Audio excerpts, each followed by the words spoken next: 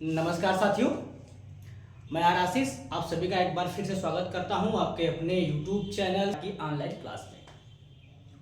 साथियों, आज हमारी जो है ऑनलाइन क्लास में जो शब्द पहचान प्रयोग के अंतर्गत यानी हिंदी समाधान जो हमने इसका टॉपिक रखा है, इसके अंतर्गत जो शब्द है आपको दो शब्द यहाँ दिखाई पड़ रहे होंगे। एक है अंतरराष्ट्रीय और एक है अंतरराष्ट्रीय।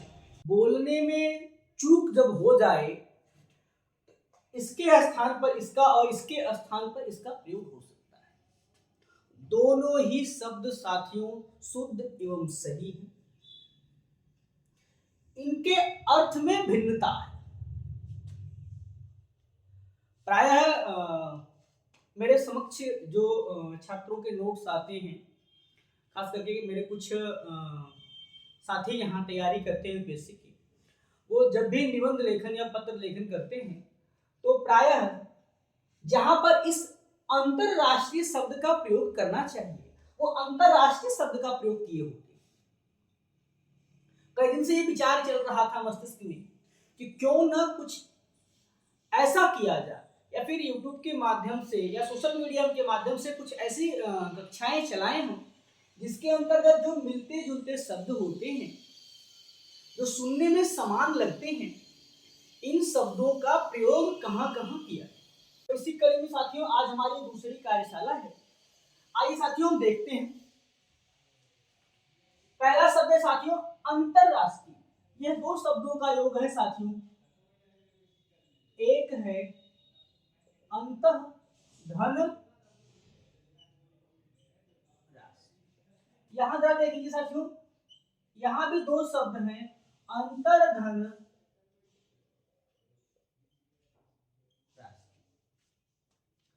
योग में ही इनमें भिन्नता है।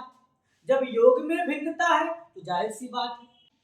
यहां अंतः का अर्थ है साथियों अंदर, और यहां जो अंतर शब्द है अंतः, यहां जो अंतर शब्द है इसका अर्थ है साथियों भिन्न, भेद, या हम इसे इस रूप में भी लिख सकते हैं साथियों। ध्यान रखिएगा, अंतर र के नीचे हलंत होगा। विसर्ग संधि का एक नियम है कि विसर्ग से पहले अ आ जाए और बाद में किसी वर्ग का तीसरा, चौथा या पांचवा वर्ण आ जाए, अथवा य र ल व आ जाए, तो या कोई स्वर आता है तो जो विसर्ग है वो र बन जाएगा, र बन जाएगा। अब विसर्ग से पहले अ है, त के अंदर अ है, और विसर्ग के बाद र है, इसी वजह से ये र बना हुआ है। और ये र जब आधा होता है तो अपने बाद वाले ध्वनि की शिरो रेखा पे लगता है, इसे रेफ कहा जाता है। ठीक है। अब जरा हम इनके दोनों जो सम्मिलित जो उसके अर्थ है उस पर बात करें। जो इसका सम्मिलित अर्थ होगा वह होगा राष्ट्र या देश के अंदर। अब अगर हम इसके सम्मिलित अर्थ की साथियों बात करेंगे तो यहां हो जाएगा भिन्न भिन्न देश या दूरी पर स्थित देश कह सकते हैं साथियों। ठीक है, जहां तक मुझे लगता है कि आप इनके अंतर को अब समझ जाएंगे, कोई त्रुटि नहीं होगी। अमूमन इसके स्थान पर इसका प्रयोग कर दिया जाता है। जब भी अंतः या अंतर होगा इसका अर्थ होता है अंदर। इसलिए ना अंतरनाद, मुझे अंतरनाद सुनाई दे रहा है। अंतरनाद का अर्थ होता है मन की आवाज या अपने अंदर से जो आवाज वो स्वयं के अंदर से उठती है। ठीक है, ये ध्यान रखना है साथियों। ऐसे ही साथियों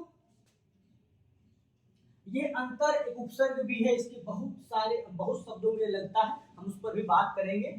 ठीक है, लेकिन फिलहाल हम यहाँ जो बात कर रहे हैं दो शब्द जो सुनने में लगभग समान है किंतु इनके अर्थ अलग अलग हैं। जैसे हम पढ़ते हैं व्याकरण के अंतर्गत श्रुति सम भिन्नार्थक या समोच्चरित प्राय भिन्नार्थक शब्द जो उच्चारण में समान होते हैं किंतु अर्थ अलग अलग देते हैं। इसका उच्चारण अंतरराष्ट्रीय अंतरराष्ट्रीय होता है, इसका अंतरराष्ट्रीय होता है। हम सभी हिंदी भाषी, हिंदी प्रेमियों का ये कर्तव्य है कि हम हिंदी भाषा के शब्दों का उच्चारण जो है वो पूरी शुद्धता के साथ। जब आप अपने समूह में, समाज में शब्दों का शुद्ध उच्चारण करेंगे तो जो लोग आप के आसपास हैं वे सभी उन शब्दों को जब सही से सुनेंगे तो उनका सही उच्चारण करेंगे।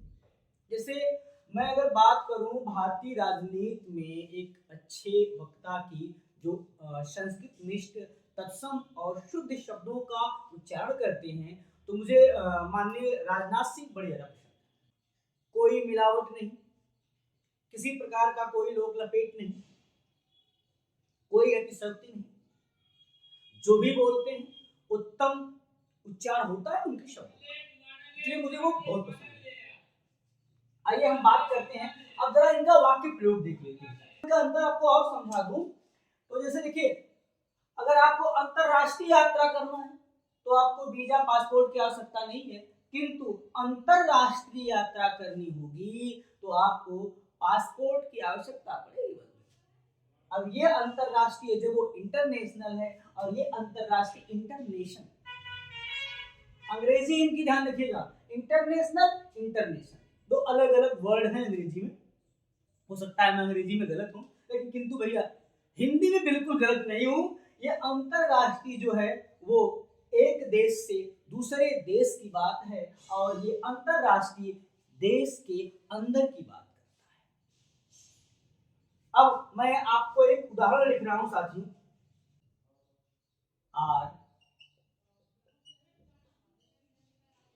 आशीष को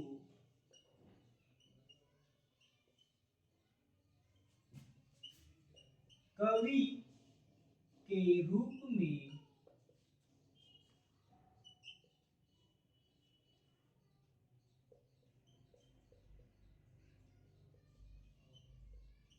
अंतरराष्ट्रीय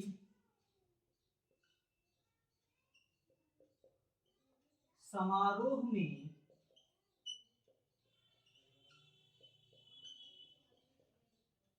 सम्मिलित होना है। आर आशीष को कवि के रूप में अंतरराष्ट्रीय समारोह में सम्मिलित होना है, यानी देश के अंदर कोई समारोह हो रहा है उसी में क्या होना है, सम्मिलित होना है। किंतु अब दूसरे उदाहरण से बात देखते हैं साथियों।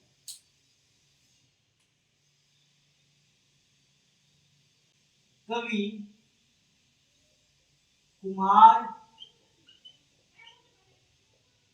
विश्वास जी को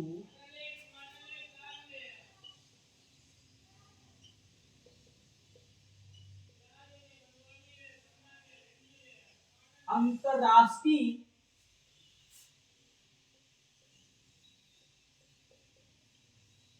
समारोह में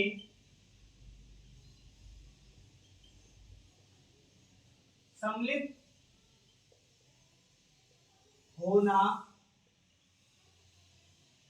अब साथियों बिल्कुल ध्यान दीजिएगा, यहां दोनों ही शब्द सही, इनके अर्थ का जो इनका अर्थ है वो ये है, ये जो पहला वाक्य है ये कह रहा है कि आर आशीष को कवि के रूप में अंतरराष्ट्रीय समारोह में सम्मिलित होना है, यानी देश के अंदर किसी समारोह में उपस्थित होना है, सम्मिलित होना है। और जो दूसरा उदाहरण ये कह रहा है कि कवि कुमार विश्वास जी को अंतरराष्ट्रीय समारोह में सम्मिलित होना है, यानी वह समारोह जहां कई देश हैं, भिन्न भिन्न देश के लोग आए हुए हैं, ऐसे समारोह में कुमार विश्वास जी को ही।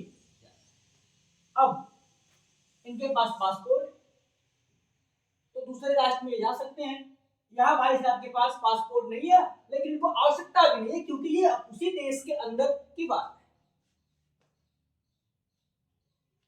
कभी कभी आप सबने देखा होगा या जब हम ग्रेजुएशन स्नातक की पढ़ाई कर रहे होते हैं तो उसमें भी जो है एनएसएस का जो कार्यक्रम होता है वहां होते तो खेल प्रतियोगिताएं होती तो वहां लिखा होता है अंतर महाविद्यालय। अंतर महाविद्यालय, अंतर नहीं लिखा हो, देखिए ध्यान रखिएगा, दो तरह से शब्द प्रयोग किया होता है। एक होता है अंतर महाविद्यालय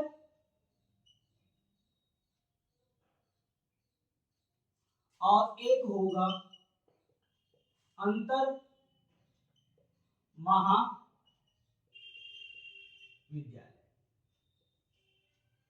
जैसा यहां अर्थ है बिल्कुल उसी प्रकार से यहां भी हम अर्थ निकालेंगे।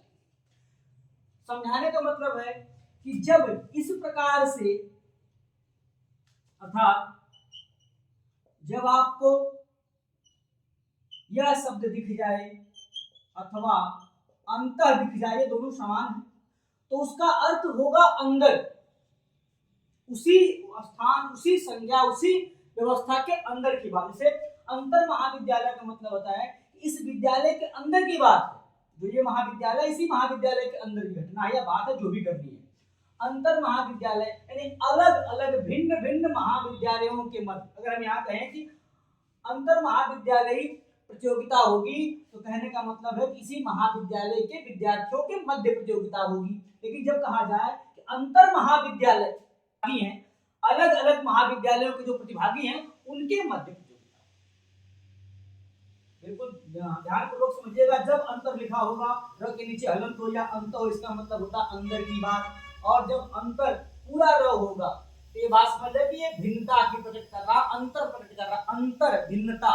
तो कहते हैं तुम में उनमें क्या अंतर है, या अंदर की बात, अंतर मतलब भिन्नता, विभिन्नता, ठीक है, भेद की बात हो रही है। और जब यहां हो इस प्रकार से लिखा होगा तो कहेंगे कि ये अंदर की बात। आशा करते हैं साथियों कि आज की ये कार्यशाला आपको पसंद आई होगी। अधिक से अधिक